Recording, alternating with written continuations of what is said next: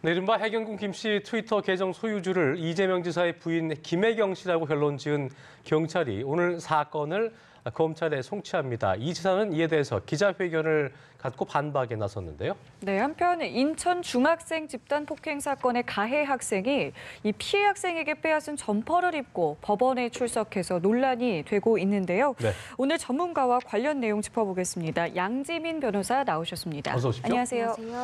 자, 경찰이 해경군 김씨 트위터 계정의 소유주가 이재명 지사의 부인인 김혜경 씨라고 지목을 했지요. 이에 대해서 이재명 지사가 오늘 출근길에 반박하는 기자회견을 가졌는데 먼저 그 영상부터 함께 보시겠습니다. 그 계정 주인 그리고 그 글을 쓴 사람은 제 아내가 아닙니다. 경찰은 제 아내가 아니라는 증거가 정말 차고 넘치는데도 비슷한 것들 몇 가지를 끌어모아서 제 아내로 단정했습니다. 여러분께서 보신 것처럼 어떤 사람이 카스 계정과 트위터 계정을 가지고 있으면 트위터에 사진을 올리고 그 트위터의 사진을 캡처해서 카스에 올리지는 않습니다. 차고 넘치는 증거 중에서 이미 목표를 정하고 그게 이재명의 아내다라는 데 맞췄다는 생각을 지울 수가 없습니다. 때리려면 이재명을 때리시고 침을 뱉어도 이재명한테 뱉으십시오. 죄 없는 무고한 제 아내, 가족들 이 싸움에 끌어들이지 않았으면 좋겠습니다. 이 저열한 정치 공세의 목표는 이재명으로 하여금 일을 못하게 하는 겁니다. 그래서 지금보다도 더 도정에 더 집중해서 도정 성과로 그 저열한 정치 공세에 대해서 답을 해드리도록 하겠습니다. 자, 불공평하고 짜맞추기 수사다. 네티즌 수사 때보다 판단력이 떨어진다면서 경찰의 주장을 좀 평가절하하고 반박하기도 했는데 일단 양 변호사님께 어떻게 좀 보셨어요? 저 내용에 대해서. 일단은 경찰에서 지금 한 7개월 정도 이 트위터 계정에 대해서 이제 수사를 지속해 왔던 것이거든요. 그렇기 때문에 일단은 많은 양의 사실 증거가 분석됐다라고 보고 물론 검찰에 넘어가게 된다고 하더라도 이 결과가 그대로 유지된다라는 것은 아닙니다. 그렇기 때문에 아직은 지켜봐야 하는 단계이고 이재명 지사 입장에서는 일단 조목조목 경찰에서 제시한 근거에 대해서 반박을 하기는 했는데 이것이 사실은 뭔가 스모킹건이다라고 볼 만한 그런 결정적인 증거들은 사실 좀 제시를 하지 못하고 있는 상황이기 때문에 일단은 추가적으로 이제 뭐 방어를 하기 위해서 더 증거를 제출을 해야 되겠죠. 그래서 그 추가 제출되는 증거 중에 어떠한 결정적인 단서가 있는지가 아마도 결정적으로 창방을 가로질 것 같습니다. 일단은 오늘 이제 기자회견에서 휴대전화로 좀 제출할 생각이 없느냐라는 이 기자의 질문에 이제 이 전화기를 바꿨기 때문에 안타깝다라는 이 뜻을 밝혔거든요. 결국에는 이제 이 휴대전화 제출은 할 수 없다라는 뜻을 밝힌 건데 좀 어떻게 봐야 될까요? 그 부분이 사실은 경찰에서 미심쩍게 봤던 부분입니다. 왜냐하면 이게 2016년도에 이재명 지사의 부인이 이제 핸드폰을 바꿨습니다. 그래서 안드로이드 기기에서 이제 아이폰을 바꾸게 됐는데 그때 당시에 트위터에 글을 올리던 기기도 바뀌었다는 게 이제 경찰의 주장입니다. 그렇기 때문에 경찰에서 증거를 분석을 한 결과 그 당시에 그 트위터를 일단 사용하는 사람 자체가 김혜경 씨와 전화번호 뒷자리도 일치했고 이메일 계정의 일부도 일치하는데 전화기 그 자체를 바꾼 시기도 우연의 일치인지 모르겠지만 일치한다라는 것은 사실상 이제 증거가 될 수 있다라는 것이 이제 경찰의 판단인 것이고요. 하지만 뭐 이재명 지사가 반박하기로는 그때 당시에 이 이제 트위터 그 논란이 계속되면서 경찰이 착수한 시점 바로 직후에 사실 핸드폰을 바꾼 거거든요. 그래서 이 논란이 불거지다 보니까 워낙 이메일이라든지 뭐 문자들이 많이 이제 오게 됐고 그것 때문에 골치 아파서 바꾼 것이지 전혀 뭐 이 트위터 계정과 관련해서 바꾼 것은 아니다라고 반박을 했습니다. 네, 근데 보니까 이제 그 김혜경 씨 변호인 측의 주장을 보면 핸드폰 번호 같은 경우도 일부가 일치한다고 해서 그거를 이제 원본 파일이 있느냐 여부에 대해서 물었더니 원본 파일은 또 없다 했다 하더라고요. 그 부분도 좀 석연치 않은 부분이라고 이제 주장을 하고 있는 것 같더라고요. 예. 일단은 이재명 지사 측에서는 경찰이 판단한 그런 근거들이 사실상 말씀하신 것처럼 원본 데이터가 아니라 단순하게 예를 들어서 트위터에 올린 글을 사실은 이제 공개가 돼 있기 때문에 누구나 볼 수가 있는데 그 글을 쭉 분석한 것이 김혜경 씨와 얼마나 일치하는지를 이제 검토하는 그런 작업과 그리고 그 아이디 계정으로 나타나고 있는 그 일부 정보가 김혜경 씨가 가진 그 일부 정보와 얼마나 일치하는지 내지는 뭐 글을 트위터에 올린 것과 김혜경 씨가 개인적으로 운영하는 그 SNS 계정에 얼마나 그 글들이 겹치는지 뭐 이런 작업들을 거쳐서 이제 분석한 결과 네.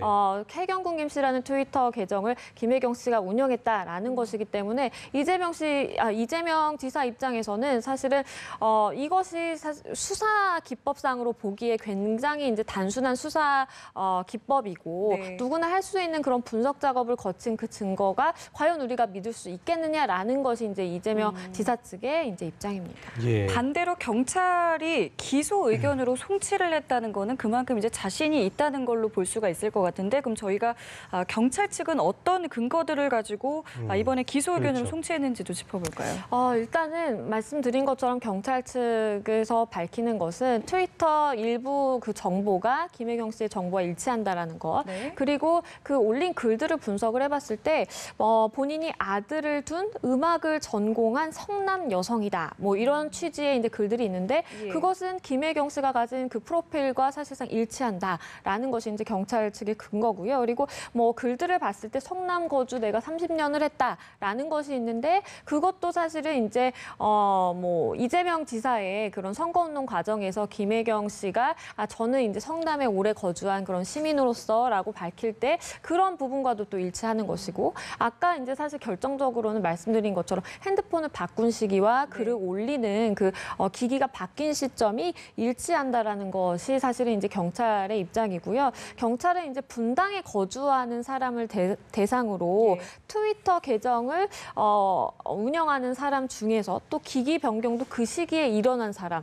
그 사람을 사실은 확정을 하고 좁혀 들어가다 보면 그것을 김혜경 씨다라고 이제 단서를 단 것인데요. 이 부분에 대해서는 이제 경찰 측이 결정적이다라고 주장하는 만큼 이재명 지사 측에서는 전국을 대상으로 그걸 표본 조사를 해야지 분당 전제를 거주 너무 분당 쪽으로 이렇게 한정해 그렇죠. 놓고 맞는 것처럼 맞춰놓고 했다고 이제 얘기를 그렇죠. 하더라고요. 이재명 지사 네. 측에서는 그걸 전국 표본도 아니고 분당으로 전제를 하고 분당 시민을 중심으로 이제 조사가 이루어진 것이기 때문에 이것은 다 조사를 해야 된다라는 입장입니다. 네.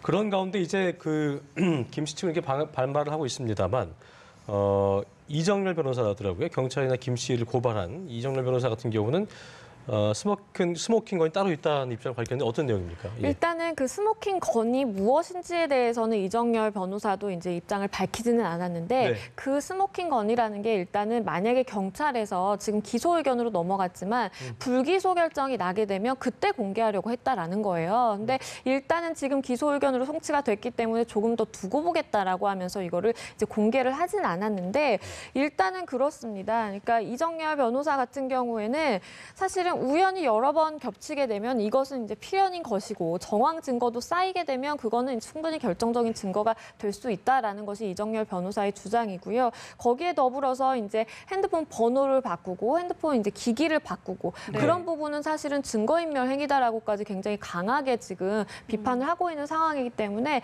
물론 검찰이 송치가 돼서 경찰이 어떤 그 판단을 내놓을지는 지켜봐야 되겠지만 경우에 따라서는 이거 그러니까 이정렬 변호사가 스모킹 건이라고 주장하는 그 무언가를 추후에 공개될 가능성도 있다라고 보입니다. 아까 그 기소 의견으로 이제 검찰로 넘긴 걸 얘기하셨는데 물론 이건 또 김혜경 씨 쪽 그 주장이긴 합니다만 사이버상 그 보통 명예훼손 사건의 기본 같은 경우는 계정주나 어떤 아이디가 확인이 된 상태에서 뭔가 이제 할지 말지를 정한 건데 이건 이제 확인이 안 됐잖아요. 안 된 상태에서 어떤 정황 증거를 판단해서 기소 의견을 넘긴다. 이거를 법조인으로 보실 때 이게 어떻게 판단을 해야 되는 거예요? 저희가 볼 때. 일단은 경찰에서는 검찰 쪽으로 사실상 공을 이제 넘겼다라고 볼 수밖에 없겠고요. 그렇죠. 검찰에서 일단은 할 수 있는 한 보강 수사를 할 수 있다라고 한다면 더 할 것이라고 보입니다.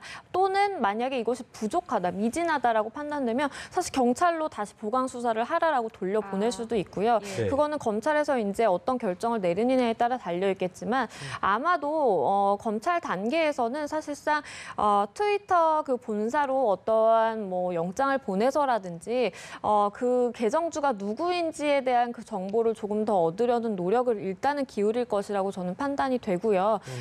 일단 경찰에서 판단하기로는 여러 가지 정황 증거들을 든 것인데 그러한 증거만으로 검찰이 실제로 이제 기소를 할지는 사실은 검찰의 판단에 달려 있다고 볼 수 있겠습니다.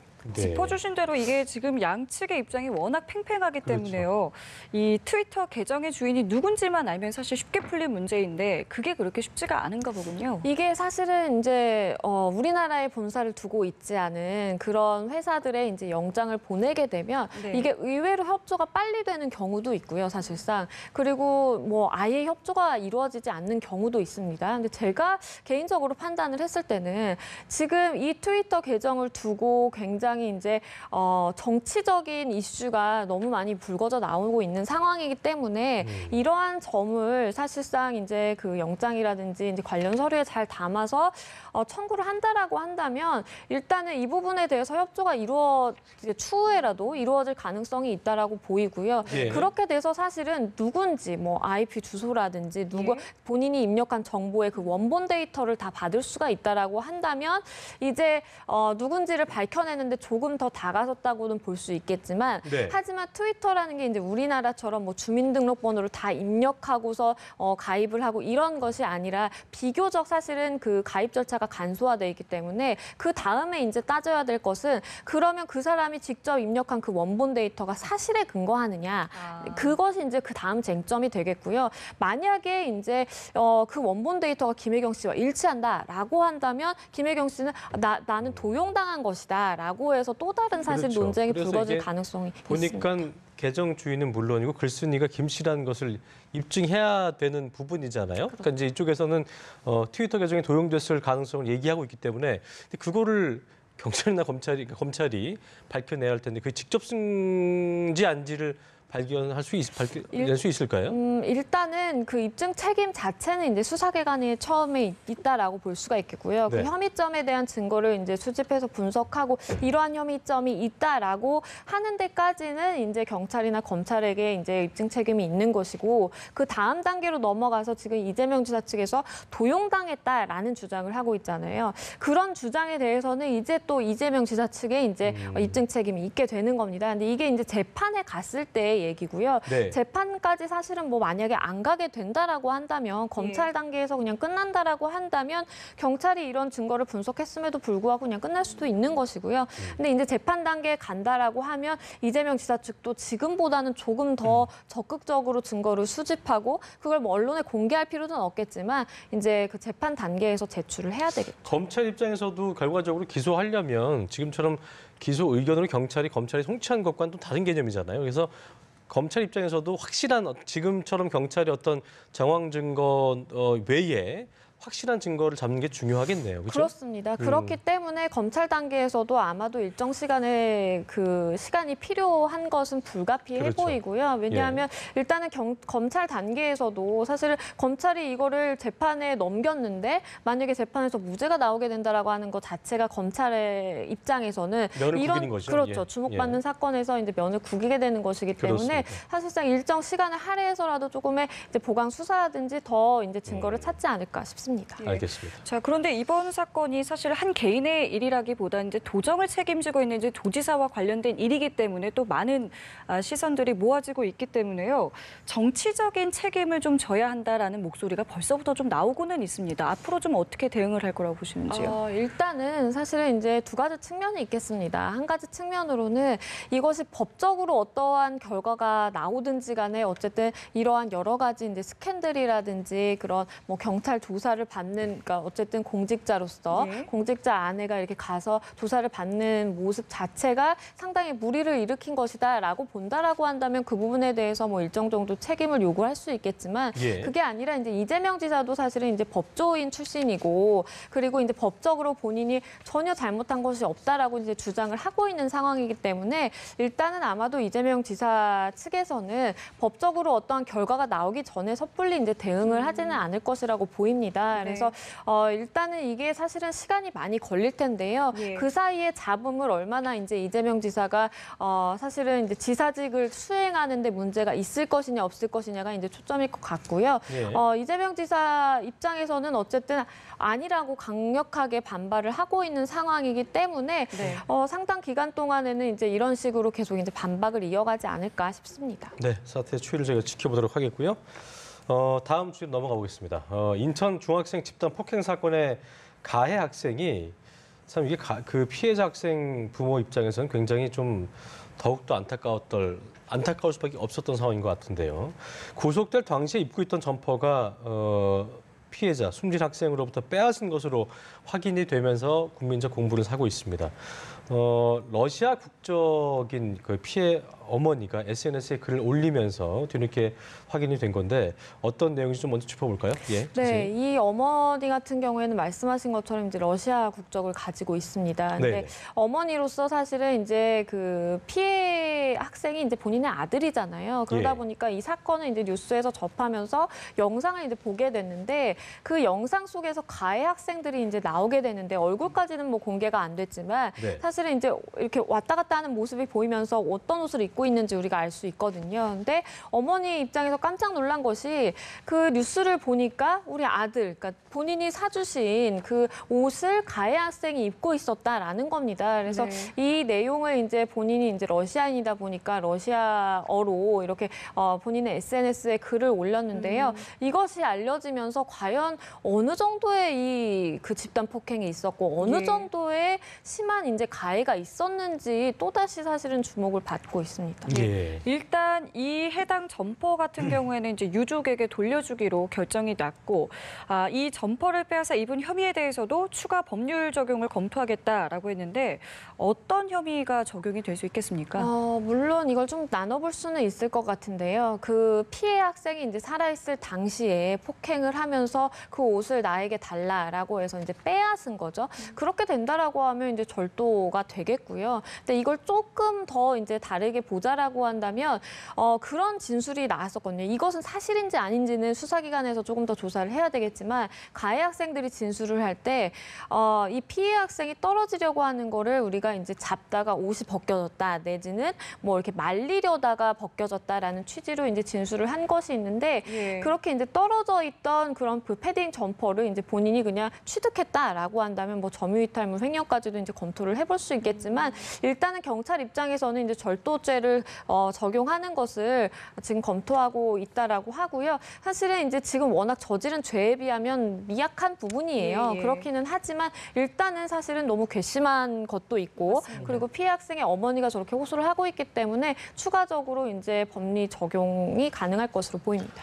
이럼에도 불구하고 누리꾼들의 반응이 뜨거운 이유는 폭행 가해 학생이 빼앗은 게 아니라 교환한 거다 이런 말을 하면서 반성의 기미를 전혀 보이지 않고 있어서 정말로 뭐 그 사실도 사실이지만 그런 반성의 기미를 보이지 않는 것 자체만으로도 더 정말 강력하게 처벌해야 된다는 호소글도 잇따르고 있는 상황이더라고요. 맞습니다. 사실은 이게 상식적으로 생각을 해본다라고 한다면 뭐 교환을 했든 어떻게 했든 간에 본인이 폭행을 저질러서 지금 사망한 학생이 발생했고 그 사망한 학생이 입고 있었던 그 패딩 점퍼를 지금 저렇게 소환을 되는 시점까지 본인이 아무렇지도 않게 착용을 그렇죠. 하고 있었다는 것 예. 자체가 사실은 상식적으로 납득이 되지 않는 것이고요.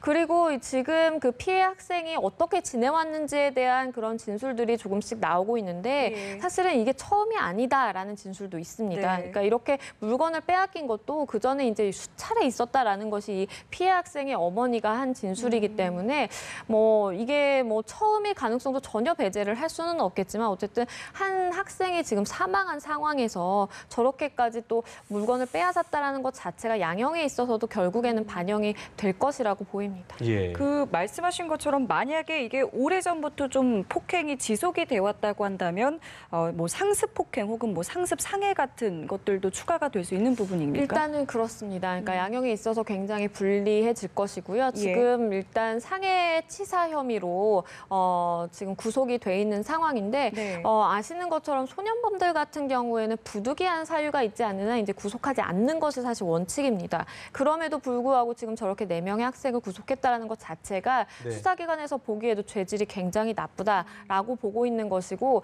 그리고 말씀하신 것처럼 뭐 교환을 했다 내지는 말리려다가 뭐 옷이 벗겨졌다 내지는 이렇게 진술을 조금 맞추려는 듯한 또는 본인의 혐의점을 좀 지우려는 듯한 그런 취지의 진술들을 지금 많이 하고 있기 때문에 이제 구속이 됐다라고 볼 수가 있겠고요. 네. 사실 피해자는 사망한 상황이기 때문에 가해 학생들 그 사이에 그 자리에 있었던 사람들이 남은 사람들이 이제 가해 학생들밖에 목격자도 딱히 없잖아요. 없을 그렇습니다. 옥상이기 때문에. 그렇습니다. 그렇기 때문에 이제 본인들이 하는 진술이 다 이제 받아들여질 것이라고 생각을 해서 그런지는 모르겠지만 지금 네. 워낙 다양한 진술들이 나오고 있어서 일단은 수사기관에서 구속 상태로 조사를 하다 보니까 조금 더 그래도 효율적으로 네. 진행을 할 수 있을 것으로 보입니다. 어쨌든 사법부의 그 죄질에 맞는 해당하는 현명하고도 더 합당한 판단이 내려지길 기대해 보겠습니다.